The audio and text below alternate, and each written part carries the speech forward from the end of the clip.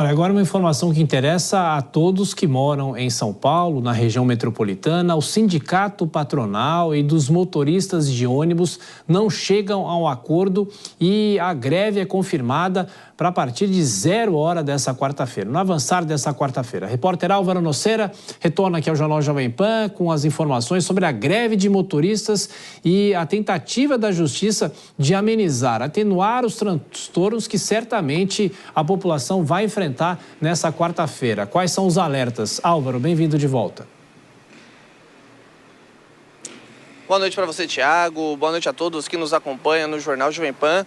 Com a confirmação da greve, a Justiça determinou que 100% da frota deve funcionar nos horários de pico. Então, das 6 às 9 da manhã e das 4 às 6 da tarde. Nos demais horários, a Justiça determinou um funcionamento de pelo menos 50%. Em caso de descumprimento, há uma multa no valor de R$100 mil.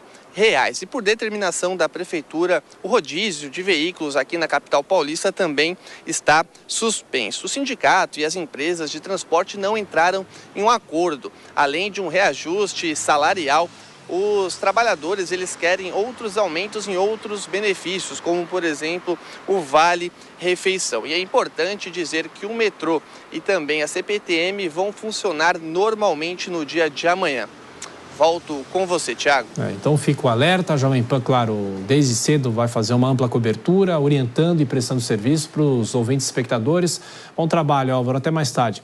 Bom, queria perguntar para o Nelson Kobayashi, a gente já esteve junto aqui em greves do metrô, principalmente, né? Uma categoria que já cruzou os braços outras vezes, mas no caso dos ônibus, há muitas empresas que prestam esse serviço aqui em São Paulo. A gente sabe que algumas acabam aderindo, outras nem tanto, mas de qualquer forma temos transtornos à vista nessa quarta-feira e essas negociações, esses acordos para manter um pouco da frota, pelo menos no horário de pico, muitas vezes não são cumpridas, né, Kobayashi? Não são cumpridas. Eles colocam lá que em determinado horário vai estar com a frota 100% empenhada e na prática você vai ver um ponto de ônibus cheio de gente esperando o ônibus, né? O papel aceita tudo, né, Thiago? O papel aceita que vai estar com a frota 100%. Tem que ver mesmo na prática. Agora, é impressionante como passa ano, entra ano, sai ano e a gente tem esse problema de greve em serviço essencial, como é o transporte numa região metropolitana.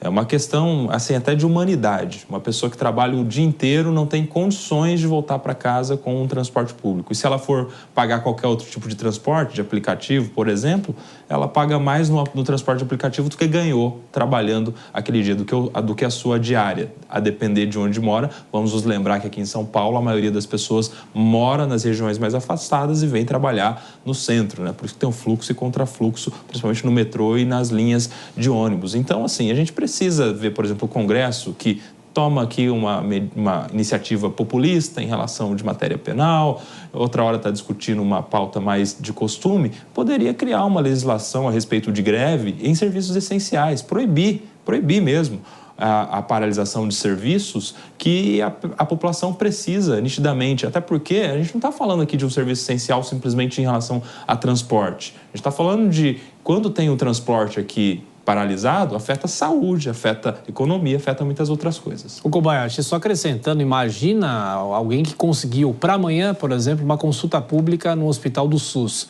e não vai conseguir chegar. Depois, essa pessoa vai para o quê? Para o fim da fila? Como é que fica, né? Quem que paga essa conta, né? Pois é, já ficou um tempão na fila, quando chega o dia, vai para o fim da fila, fica outro tempão, lá na frente ela vai para a consulta se estiver viva, né?